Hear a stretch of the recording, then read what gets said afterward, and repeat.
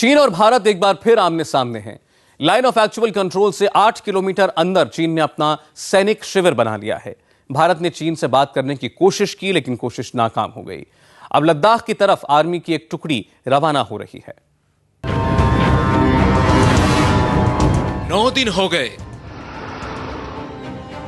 9 दिन से चीन भारत की सीमा में बैठा है। लद्दाख की इन पहाड़ियों पर लाल सैनिक दिख रहे हैं। क्या चीन लद्दाख को भी छीन लेगा? 27 साल में ड्रैगन की ये सबसे बड़ी घुसपैठ है। ट्रक में बैठकर चीन के सैनिक भारत आए हैं। पहले 10 आए, फिर 20 और आए और लाल आर्मी ने भारत में टेंट लगा दिया। लद्दाख के इस ठंडे रेगिस्तान में हालात बहुत गर्म हैं। भारत और चीन की आर्मी की टुकड़ी एक दूसरे से बस 300 मीटर की दूरी पर खड़ी है। चीन है कि मानता नहीं। 2 बार चीन से बात हो चुकी है, दोनों बार बातचीत फेल हो गई। अब आर या पार के हालात हैं। Our government will take every step to protect the national integrity of the country. That is what I told Delhi. I repeat that now. At the same time, negotiations are going on at various levels to resolve the issue peacefully. At this stage, don't ask me further things. I don't want to say anything. Thank you. चीन ने जमीन छोड़ने से इनकार कर दिया है। भारतीय आर्मी के 2 गश्ती दल पहले ही पहुंच चुके हैं। अब सेना की एक और टुकड़ी को भेजने का फैसला हुआ है। भारत के रक्षा मंत्री बीजिंग जाने वाले थे और चीन के प्रधानमंत्री अगले महीने भारत आने वाले थे। अब यह यात्रा मुश्किल लग रही है। भारत ने चीन से तीसरी बार बात करने की कोशिश की, लेकिन चीन इस बात को मानने को तैयार ही नहीं है कि उसके सैनिक भारत की सीमा में दाखिल हुए हैं। 9 दिन पहले 15 अप्रैल 2013 का वो दिन था। लद्दाख के दौलत बेग ओल्डी में एक टेंट दिखा और इस टेंट में बैठे थे चीनी सैनिक। भारत में घुसकर बॉर्डर चीन की आर्मी ने अपना एक शिविर बना लिया था। ये खबर लद्दाख से दिल्ली पहुंची। भारतीय सेना में लद्दाख स्काउट्स को पहाड़ी युद्ध में महारत हासिल है। इसकी एक टुकड़ी को दौलत बेग ओल्डी सेक्टर भेजा जा चुका था। अगले ही दिन 16 अप्रैल को विदेश मंत्रालय ने चीन से बात शुरू की। पूर्वी एशिया मामलों के संयुक्त सचिव गौतम बंबावाले ने चीन के विदेश मंत्रालय से बात की। एक तरफ विदेश मंत्रालय बात कर रहा था, दूसरी तरफ भारतीय आर्मी लद्दाख की तरफ रवाना हो रही थी। 17 अप्रैल को भारतीय फौजियों का दूसरा गश्ती दल भेजा गया। भारतीय आर्मी की इस टुकड़ी ने दौलत बेग ओल्डी चीनी आर्मी को बैनर दिखाया। इसे बैनर ड्रिल कहा जाता है। बैनर ड्रिल में भारतीय आर्मी के गश्ती दल ने चीनी आर्मी से कहा कि आप हमारे इलाके में हैं। अच्छा होगा आप वापस लौट जाएं, क्योंकि हम भी वापस लौट रहे हैं। बैनर ड्रिल का असर चीन पर नहीं पड़ा। 18 अप्रैल को चीन ने अपने सैनिकों की तादाद बढ़ा दी।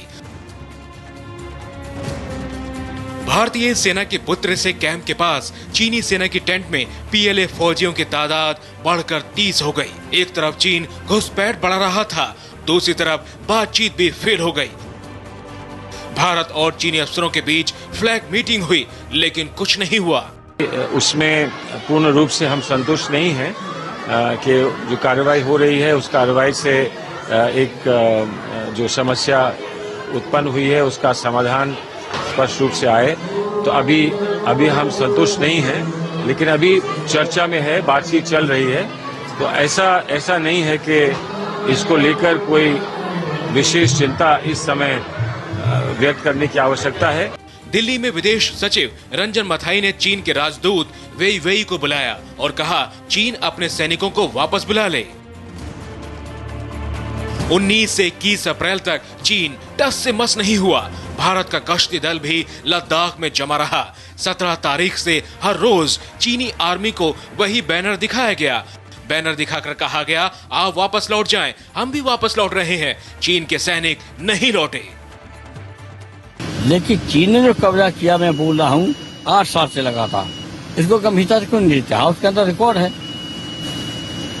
ये का मुद्दा तो जांच हो जाएगी, पड़ताल हो जाएगी, कौन फंसता कौन बचता। सीमा पे कब्जा हो रहा है। अब आई 22 अप्रैल की तारीख। पहली बार चीन के विदेश मंत्रालय ने अपनी बात खुलकर सामने रखी, लेकिन जो कहा वो बड़ा चौंकाने वाला था। चीन ने कैमरे पर कहा, चीनी आर्मी के गश्ती दल ने वास्तविक नियंत्रण रेखा को नहीं तोड़ा है, भारत में घुसपैठ नहीं हुई है। ये चीन का झूठ था।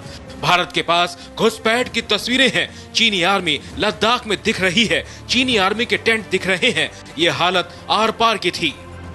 तनाव खत्म करने की एक और कोशिश हुई।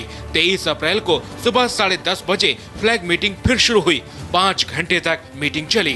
भारत ने सारे सबूत दिखाए। चीन से फिर वापस लौटने को कहा गया, लेकिन चीन नहीं माना। दूसरी फ्लैग मीटिंग भी फेल हो गई। इस मुद्दे को उठाना चाहिए, क्योंकि ये बार बार होता है।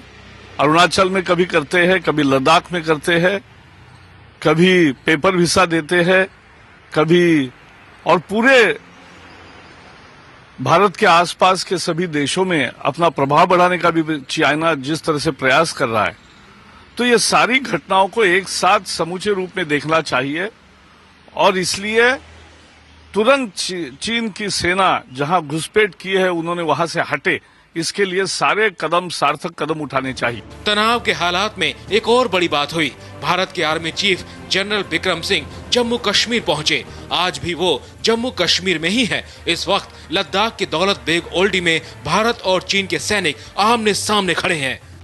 चीन के सैनिक कैंप से सिर्फ 300 मीटर दूर भारतीय सैनिकों का शिविर है। मंजूर मीर, इंडिया टीवी, लद्दाख। लेह से 183 किलोमीटर और कारगिल से 283 किलोमीटर दूर चीन और भारत के सैनिक इस वक्त खड़े हैं। सूत्रों से खबर मिल रही है कि चीन ने भारत के सामने शर्त रखी है। चीन ने भारत से कहा है कि उसके सैनिक लौट सकते हैं, लेकिन भारत को यह मानना होगा कि यह घुसपैठ नहीं थी। भारत और चीन के बीच इस तनाव की वजह है LAC। चीन ने LAC की एक नई परिभाषा कर दी है। सुरक्षा विशेषज्ञ retired lieutenant general RK Arora से समझते हैं कि आखिर चीन चाहता क्या है। भारत और चीन के बॉर्डर की जो लड़ाई है, वो इस मैप के सहारे अगर आप हमें बता सकें कि असल में मुद्दा क्या है और कितना हिस्सा भारत का ऐसा है जिस पर चीन अपना कब्जा कर रहा है। ओके, अगर आप अपनी नज़र ले जाएं इस मैप पर, जम्मू एंड कश्मीर के मैप पर, इसमें आप देखेंगे कि ये जो 2 बजे की लाइन में एरिया जो बाहर की तरफ निकल रहा है, ये है अक्साई चिन का एरिया। और इसकी अहमियत ये है कि चीन के लिए स्ट्रेटेजिकली बहुत इम्पॉर्टेंट है। तिब्बत और जिनजियांग एरिया को कनेक्ट करता है, इसके बीच में से जाना पड़ता है।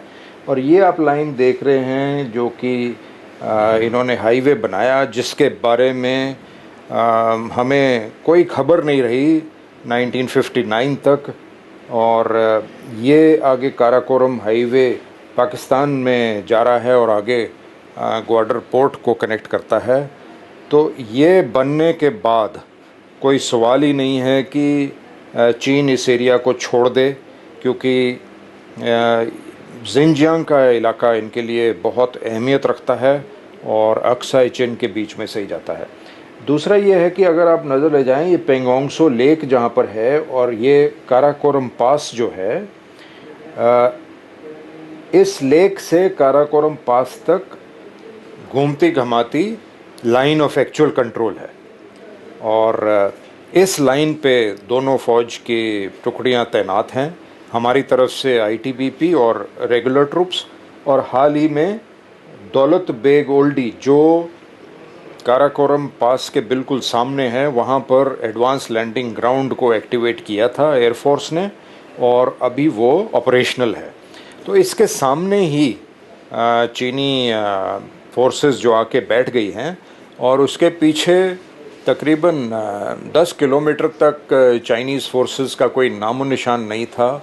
तो ये एक ख़तरनाक डेवलपमेंट इसलिए है क्योंकि दौलत बेग ओल्डी के नज़दीक है और इस इतने एरिया के बीच में घुसपैठ करके पहले चाइनीज़ फोर्सेस नहीं आई हैं।